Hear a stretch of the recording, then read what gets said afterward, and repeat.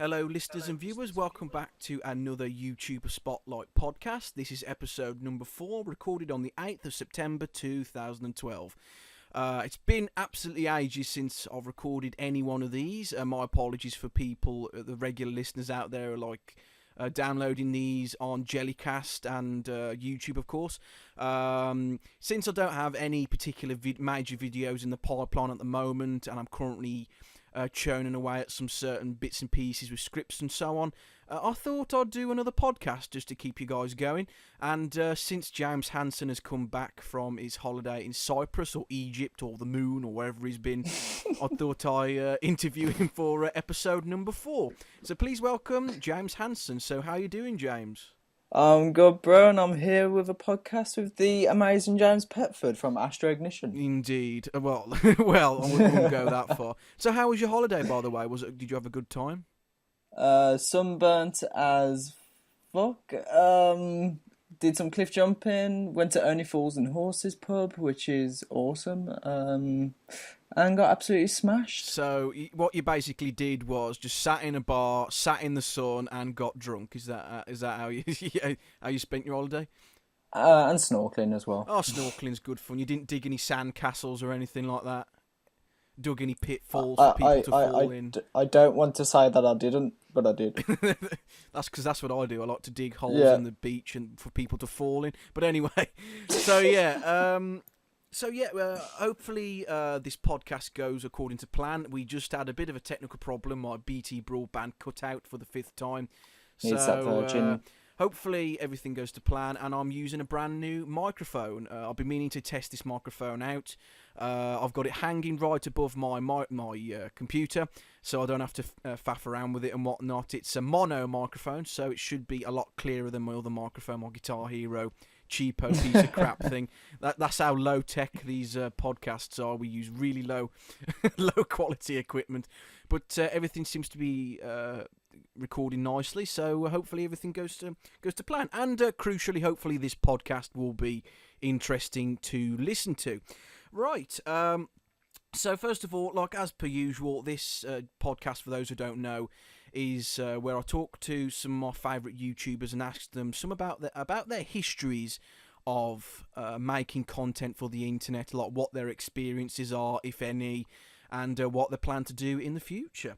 So, the first question I like to usually ask is, when did you first start making videos for the internet, and why is this? Like, when did you get the idea to actually start making content for YouTube and whatnot, Hanson? Where to start? Okay, so to date, I had 3 channels and 1 vlogging channel, which was a backup. The first one was when I was in high school back in 2007, where me and a friend, Ollie, we're not friends anymore, but we were big Call of Duty fans at the time. And yes, you're going to hate me for this. I hate you already, so yes, I know. That's fine. But we did Call of Duty videos. Yeah, I know, it's bad. But after we split up as friends, the channel got shut down, and I decided to make another channel which got hacked, which was Epic Dwarf Productions. Mm-hmm. And, as you know, Petford, you know Billy, which is a good friend of mine, and we went to this place called Squeaks, and there was a bunch of us, and we all wanted to put into this channel, like gaming videos and sketches, and that's what it was originally for. Yeah. So you didn't actually start off as an anime channel. You started off as a Call of Duty video channel. Is that where you started from? Yeah, carry on. Well, I don't like to think of the Call of Duty channel at all. I despise myself for that. But lose sleep every night. Yeah, yeah. And so it's an interesting change then. So carry on. You were making these Call of Duty videos. Were they successful in any way, or didn't they do particularly very well? Well, as Call of Duty videos went, everyone watched them. I got a few thousand. Sorry, not a few thousand. A few hundred, and there was a few which I got 1,000 on. That's then again, good. Yeah, well, yeah, but it's Call of Duty. Well, that's true. But it just, at a point, it just was like, why I could be doing something better, something productive. So, at what point did you decide to change tack, as it were? Like, when did you actually make the jump to do anime videos right after Call of Duty, or was there something in between where you? No, there's always been something in between, and to this day, I want to do something different than anime videos. Okay.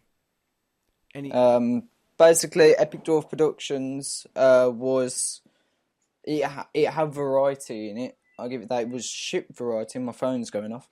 It had ship variety, but it was there. Like, I had sketches, and I had anime conversations as well. I made a video with Billy, which was how to make the heavy sandwich. The heavy off TF2. Yes. How to make his sandwich. It was a little. It was supposed to be a little comedy skit. It didn't go to plan, but that's what it was supposed to be. So your channel didn't really have a particular theme for a long time. It was mainly just you experimenting with a video camera and stuff like that. Is that the sort of thing that you were going for? Yes. Did you want to actually? Did you have any idea where you wanted to take that particular format anywhere? Did you have any ideas? Like, did you have any aspirations? Like, did you want to become a partner or something? Like, what was the aim of the whole video making thing? Well, at the time in 2007 when I started using YouTube, and back when it was the old layout and everyone had these flashy banners and all that, I was always curious what that was. And when it was like partnership, at the time I didn't know you could get paid off it, but I wanted to become a partner just for that little flashy banner. Yeah, like so it's just a little sticker above your exactly. Your videos. Is that what you wanted? I'm up for anything that's really shiny. So you're like a magpie, essentially. Shiny, yeah, pretty much. Shiny. Ooh, shiny! I need it. So you didn't know at the time that you could get paid, but did your motives change like when you discovered that you can actually get paid for making videos? Did you actually decide to I'm going to start making videos that I want to make money off of, or did you want to just carry on as you were? What was the plan with it? Your videos? Well, if you go for a partnership and you find out that you can earn money off it, and if you said you didn't do it because you wanted the money, you'd be lying. I'm gonna be honest with you.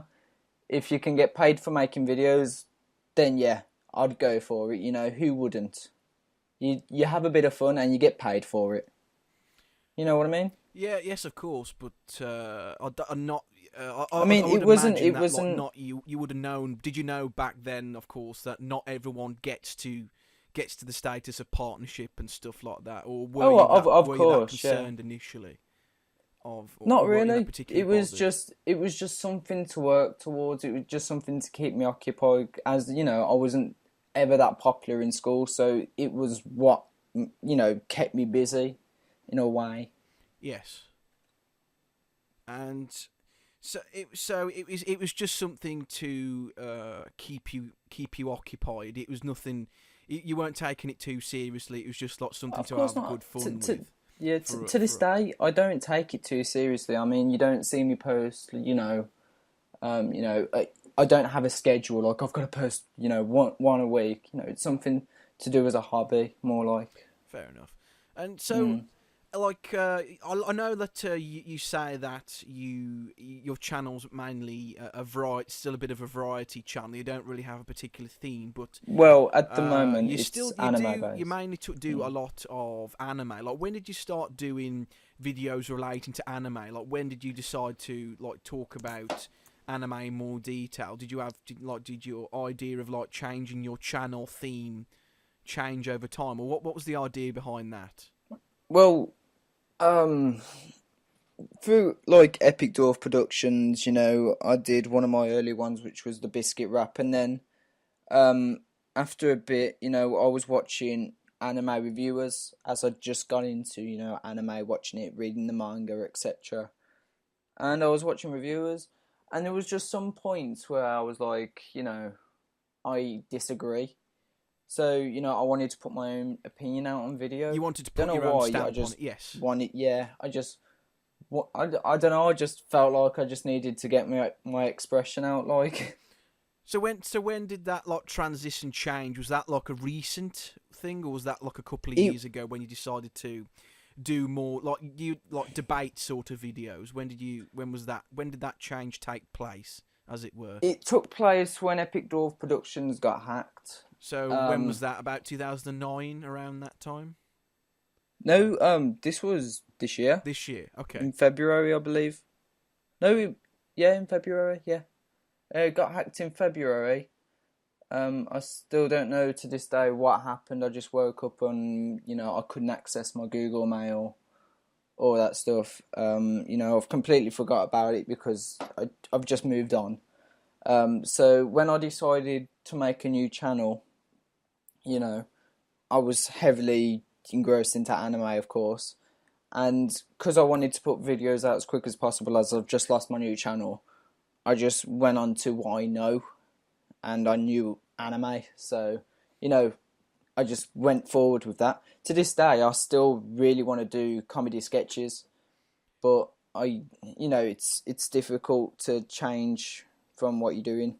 Yeah, it's difficult to change tack once you've committed to something. Yeah, and how's things changed? Like you say, you joined YouTube in its early. Was it did you join in about 2007? Is that about right? Late 2007, early 2008, around that time. So yeah. How's things changed since making videos in the early years of YouTube to now? Has things changed for the better or worse, do you think? For the better, because I've learnt new skills, because I've learnt, a lot of Photoshop. Editing software is a big one. I really had poorly videos back then. Like when I wanted to cut something, I'd say cut and leave it in the video. So I've definitely learned how to do a good edit. Yeah. That's the big thing. You learned how to edit. Yeah, it's a start. It's a start, yeah, of course. I'm not trying to be condescending. Yeah. Of course, carry on. And to be fair, through the change is that I've met so many nice people on YouTube, such as yourself, such as Neo, such as Tash, Ben, Panda, all them like for Neverworld, Bob Samurai, all them guys, everyone. I'm not trying to blow my own trumpet, but like-minded folk, I guess, like a little video making community, as it were. Yeah, exactly. But to me, even though I probably never met you, you're one of my closest friends because it's can't explain it, and that's how YouTube's changed me. Okay, so but that's interesting. That's interesting. But I was more trying to get at how is it more difficult to I was trying to get at is it more difficult to get noticed these days compared on them to lines, the early years, or do you think it's gotten better, or do you think it's just a case of trying to get making better content to keep up with everybody else? What do you think about that? If you want to go along them lines, then it's worse. Reason being that back in 2007, 2008, there wasn't much of the, TV partnering with YouTube. It was still YouTube, not TV tube or, celebrity tube. Yeah, exactly. It was more YouTube. And it was a lot easier. And that's probably why I've stuck with anime, because it's such a small community. I'm more likely to get noticed. Okay, but if it's as you say, a niche sort of subject, how do you plan to get yourself noticed? What sort of techniques could you incorporate to get yourself noticed or stand out from the crowd, as it were? Have you got any particular ideas or anything that you want to go forward with? Wow, you're putting me on the spot. Trying to make this podcast interesting. Just be myself, really. That's all I can really say. I can do sketches, about anime, and that might boost things up. But nothing really, I ain't got nothing planned. I just go with it. Okay, fair enough. So, okay, going back to anime as a whole, we're going to go away from YouTube for a bit. When did you first get into? When did you first when did your interest in anime first start off exactly? Was it like a recent thing, or was it something that like built over time? What was the first anime you watched, and when did you get your first taste of Japanese animation, as it were? When did you first start to enjoy When did I get my watching it drug? or listen to it or whatever? When did that start off exactly? It started off in year 6, I believe, and that was when Cartoon Network had, as you know, Dragon Ball Z. So back when Toonami was still on that channel. Yeah, exactly. Back in the 90s, I think you're going back to, yeah. Yeah, and, I watched Dragon Ball Z religiously. I still remember saying to my mum, "Oh, mummy, am I allowed to watch this? It's got fighting in. Am I allowed to watch it?" But yeah, that was then. I was heavily engrossed in that. I didn't realise it was anime, but until about year 10. That you were starting to become familiar with like what anime meant and stuff. And yeah. was it at that point that you were deciding to starting to scout out new anime content, and was that the point where like you were starting to get more interested in the genre? Well, no, it wasn't actually me that got me into it. Oh, okay. It was two people that got me into it, really. It was one being Billy and one being someone I used to know called Ben, which got me into the anime Bleach. And he goes, "It's like Dragon Ball Z, and you'll really like it." And I was like, "I don't know." I had the stereotypical mainstream mind of anime. You know what I mean? Like, yeah, the anime that's like shown to the mainstream, like the Dragon Ball Z's and stuff. Yes. Yeah. So I watched it. Back then I didn't know what filler was or all this stuff. So I just marathoned it. It was new to me. I had nothing else to do, so I just watched it and watched it and watched it. And then Billy came along, and then he was like, "Watch Soul Eater." And he was like, "That's like Bleach." I was like, "Okay." So I watched it, 51 episodes, loved it. And then he said, "Watch One Piece." So I watched One Piece, got that out of the way, and then I met you guys. So up to the present day. No, I've just been experimenting. Why does Bleach stand out as your favourite anime out of all the ones you've watched? Is it a particular reason why it resonates with you more than the other ones that you've watched? Why is that? The main reason is it seems like it's one of my favourite. Well, yeah, it is one of my favourites. It either is or it isn't. It seems like your favourite. Oh, you got a new. But carry on. It was one of the first proper animes that I actually got into. Being what's the word? Mature, so to say. Like, where I actually started out watching anime religiously, so to say. The only reason, I think it's a great story. I think what the animators did to the story, kind of put their own little stories in the story, kind of wrecked it for the actual show. So people really got put off by that and didn't really give it the chance it deserved. So I'm constantly defending the show, but I think my all-time favourite's always going to be Dragon Ball Z. It's got me to what it is now. But One Piece is definitely one of my favourites by far now. Mainly because of the story and stuff.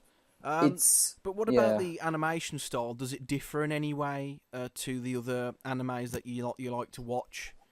Is there anything about it that stands out from the others, or is it just mainly the plot lines and the storyline that you like compared to the other animes of Bleach and stuff? If I compare it to modern day cartoons or modern day TV, I just prefer it because there's a lot more. There's just you can tell a lot of work's been put into it, and a lot of, I don't know. I think it's just better than most movie storylines or TV show storylines, if you get what I mean. Yes. But animation wise, I prefer Disney animation as it's a lot more smoother. You know, you got the mouth movements all good and that. But then again, Japanese animations got very big detail, like attention to detail. Yes. So like shading, you know, all that mumbo jumbo. A lot more articulated. Yeah, I understand. Yeah, exactly. So, like I've talked about, of course, I don't know whether you've watched like the previous episodes of this podcast, but like I was talking to Chris Demmer a couple of months back about that Neon Game Spark factors about anime. Like I suppose I can ask you the same question. So why do you think what is the current state of the anime industry at the moment, and like is it in good shape, or do you think there's a lot of work to be done? Like I've talked to several times from people that keep telling me the anime industry is always going to be a niche thing for various reasons, but a lot of people saying it's in bad shape, and some people saying it's in good shape. But like, I want to know like what you think. What sort of shape is the anime industry in, and what are your thoughts on that exactly? Now, factually, I don't know a lot about it, but from what I do know about it, and from my own opinion, you know, the artists themselves, they don't get paid a lot, which is a shame. Then there's the other half of me that sees, you know, a lot of popularity in the show, such as One Piece. It's everywhere you turn. It's in shops. It's got its own theme park. It's got its own museum. But the economy in Japan, from what I've seen like on TV, is really bad as well. So I really couldn't give a valid opinion, to be fair. So okay, fair enough.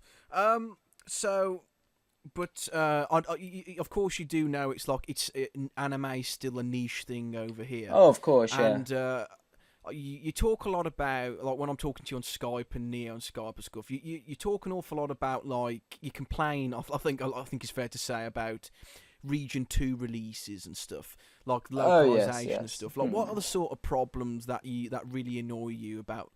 Like why do certain releases like take absolutely ages, do you think, to be released over here? No, I believe a lot of the Dragon Ball Z box sets are still unreleased over here in Region 2. Like, why does it take so long to come out over here, do you think, many of the DVD releases? Well, now that I can give a good reason for, that would be because I mean, I have to argue with Japan here, as you know, as their economy is not in good shape. You know, you'd think that they give licenses to different countries. The only major reason, you know, it's Japan takes so long to give like their stuff to America, such as One Piece, is mainly because of another company called 4Kids, which completely butchered the show. And Toei Animation, the guys who do Dragon Ball Z, One Piece, and Toriko, I can't remember. I don't know many of their works other than the big three. Is that they're very strict on what they want to give out. Like France, they've got a lot of money. They can buy whatever they want off them pretty much. But America, I think, are too stingy with their money, so to say. I'm not sure, but with the UK, it's a very small selling point in the UK. There's not as much fans as Japan think there are. Yeah, exactly. I mean, America have only just got Toonami back, and you know, what do the UK have? We just have illegal streaming and DVD buying. So there's not a lot of choice for UK consumers. So you believe the main problem is lack of funding and like lack of interest. But like if a lot of I do realise that there are a lot of dedicated fans in the UK that do wish to buy the DVD releases, but you know, what like. I talk about this a lot with you, of course. Like what's the harm in like? I know America likes to. They've got a lot more anime. They've got more choice in terms of like anime to purchase on DVD and Blu-ray. What's the harm in someone from the UK or Region 2 or Europe purchasing DVDs from the American sites. Do you have a problem with that in a particular way, or there's two ways. Okay, so you can go to America, support the American releases. They'll obviously get more releases if you support them. And you can, if they're region free, you get them here. There's no big problem. But if it does come out in the UK and you don't support the release, you're not going to get more. Of course. But there's a problem with if it's only available on DVD in America. No, we can't get that here because of the region coding.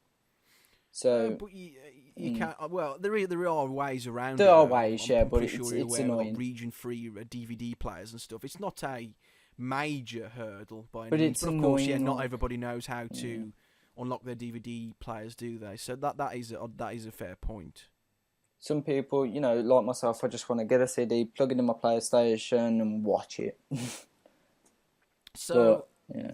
It's what would you improve? Like, what sort of things could you suggest or improve, like to improve the way that to improve the flow of releases over here in the UK? Like, what would you suggest?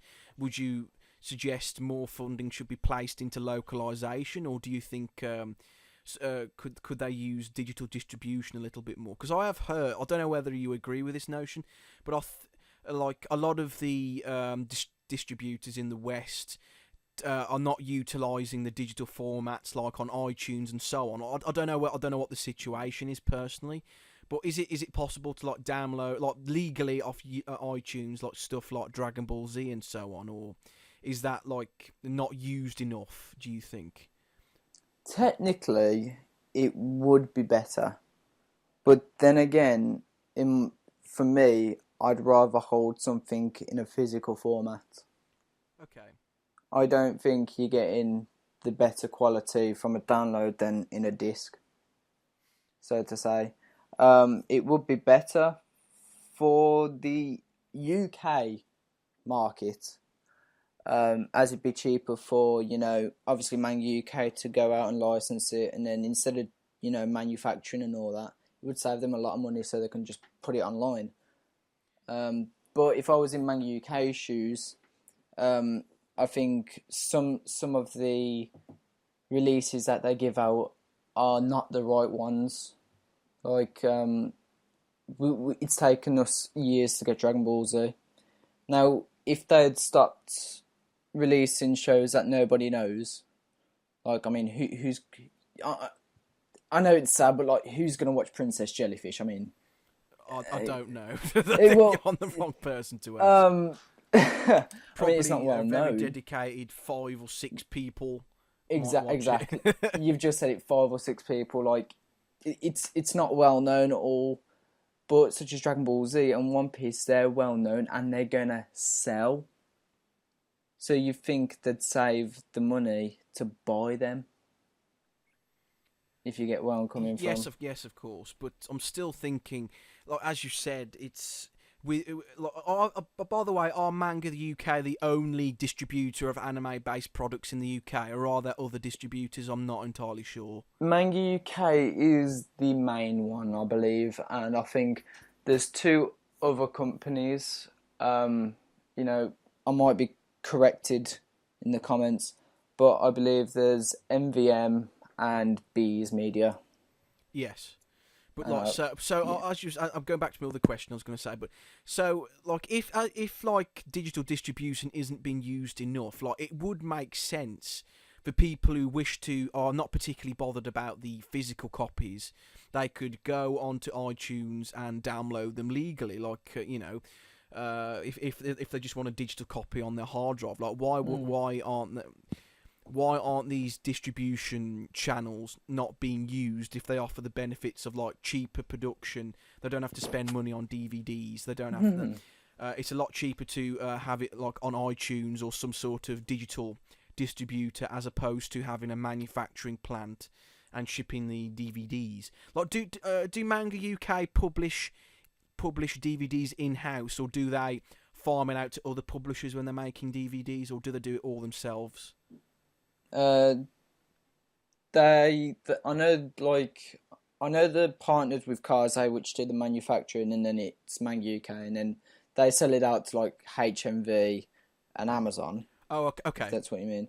Uh, like, but as you were saying with the digital thing, they were saying in a podcast that they don't actually get that much revenue, such as off Netflix or Love Film. Okay. So Um, they get more money off the DVD releases as yeah, opposed to digital distribution, despite. yeah, and I honestly don't think that we're in. I don't think we're ready for everything to be digital yet. Okay, yeah, that's another argument, of course. Yeah. Yes. So you're not willing to get rid of your DVDs or Blu-rays just yet. You don't want everything to go I don't digital think. only. Well, I don't think I'll ever get rid of them because it's a collection at the day. I've spent my money, and I like, if I don't have internet at one point, it breaks down, then I can just go to a physical copy, plug it in, and watch. Yes. That's what I like about it. It's always there. But would you think eventually like everything will go digital only at some point in the near future, or do you think DVDs and Blu-rays have still got some time left on the market? Do you think? Well, DVDs.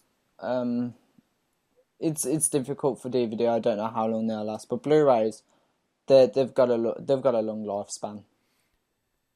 Okay, because it's always difficult to determine. I think the lifespan of a particular product. I think like with physical copies of things, it's I think they're still doing very well. A lot of the physical releases of things, but like a lot of people are like impatient, and like the newer generations just want quick and easy Of course, yeah. iTunes download straight to your hard drive, and that's done. You don't have to.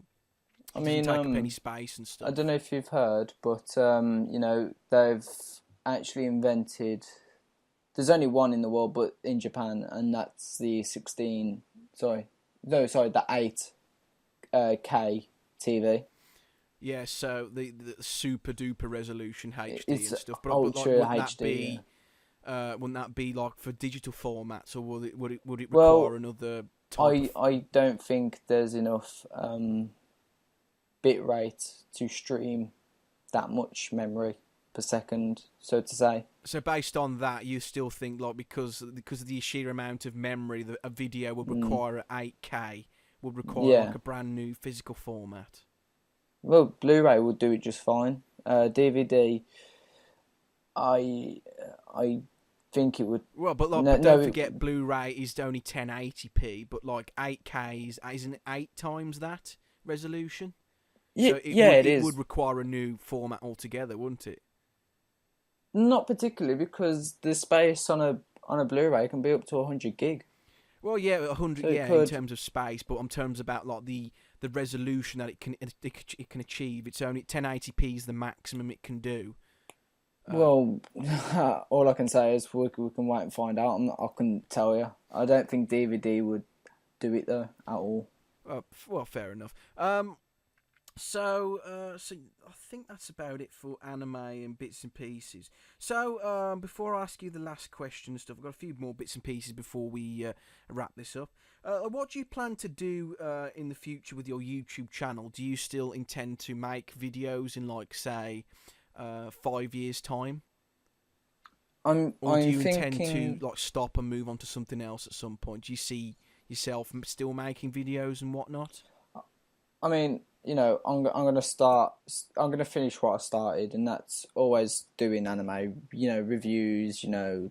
Discussions. I'm always gonna do them, no matter what. It's gonna be number one priority.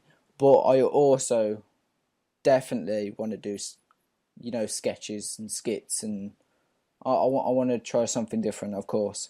And future wise, I want to. If I'm gonna if I want to do YouTube, I want it to go towards my future.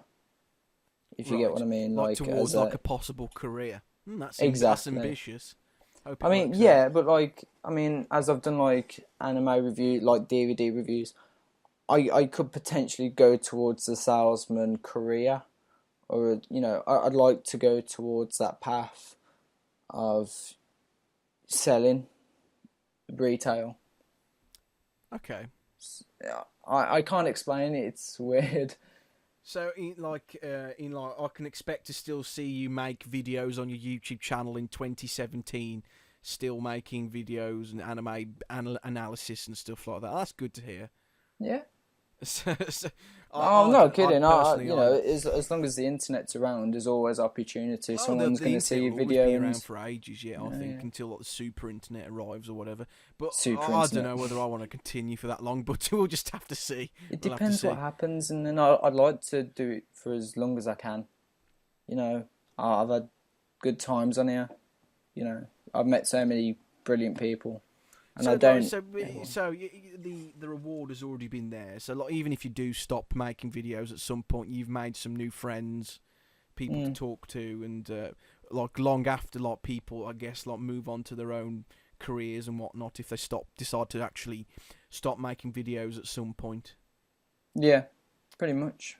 So okay, good stuff. I think we're going to wrap this up in a little bit, but like I'm going to ask this final question. So, like, another YouTube-based question. So, in a scenario where, like, you receive a comment on a video, of course, like, how do you approach criticism and stuff? Like, do you ever read what somebody thinks and actually take on board what they have to say, or do you believe that everything that people say on YouTube is a load of garbage and you just ignore them anyway? Like, how do you approach criticism? Do you take it on board, or do you ignore it, or what do you do with it exactly? Everyone's comment is bullshit. I don't listen to anyone. No, I'm joking. I feel like that sometimes, to be honest.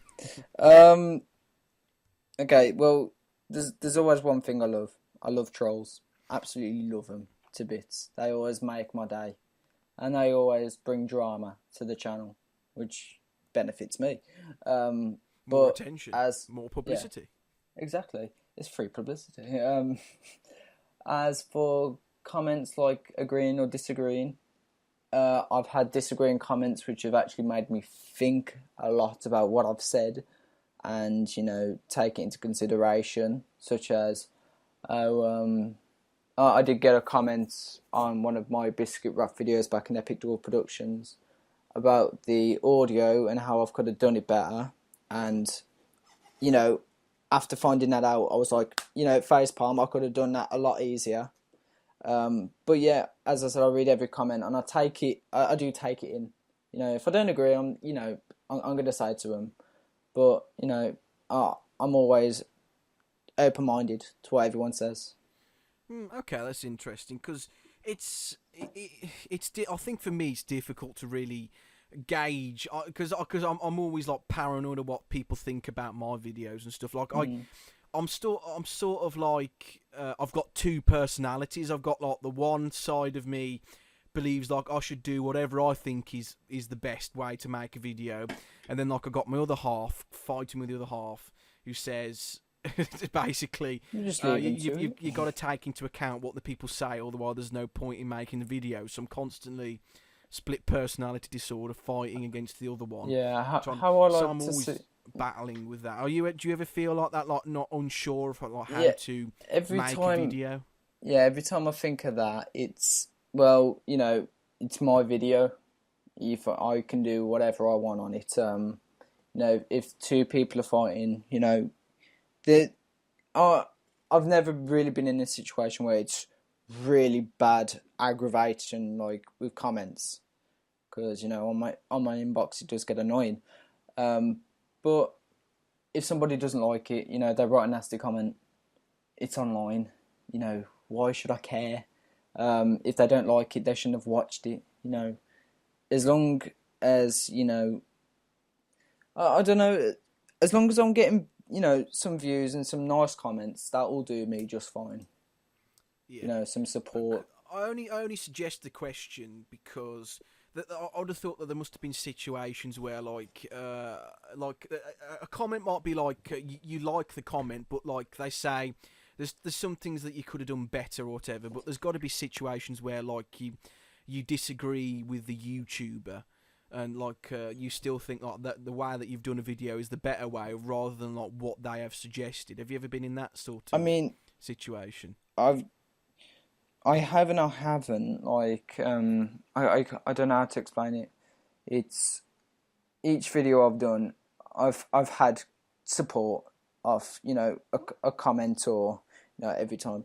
If somebody puts a reasonable, and I say reasonable, you know, suggestion, like you could do this better, then I'm like, I'll sit there, think about it, be like, okay, I'll try it out next time. You know, if I don't like it, I can just retake it. But if they're just being damn right trolls, I'll just ignore it and laugh because it's funny. Are you particularly good at picking out the trolls? Well, since as I can be one myself. Oh, you're a part-time troll, are you? Yeah, only part-time. Yeah, you know, I like to annoy people such as yourself. Yes, you have done that several occasions. Like and you can laugh about it. Well, yeah. As I said, I've never really ever had to be in that situation, which is good, I suppose. You're lucky, because I'm always in that situation all the time. I'm always fighting. Like, is this good? Is this good? Like, I think, like, oh, this video's good, and then I'll play it back, and like, oh, I wish I did that better, and like, no, it's fine, and you should never be down on your own work at the end of the day. You know, it's just I'm a perfectionist, though. Well, I'm not that particularly brilliant at making videos. It's just like they take ages, and hey, it's not like a university exam where you've got to. Well, no, of course not. That all that stuff's all done with now, but you know, you still want to do whatever you do. Exactly. I would have thought to a decent as long as you're enjoying yourself doing like it. You working at KFC or whatever, and like you deliberately do a bad job, so you want to actually try and be nice to the customers and whatnot, don't you? Whatever you do, you want to try and do a decent job. I would have thought, unless you disagree with that.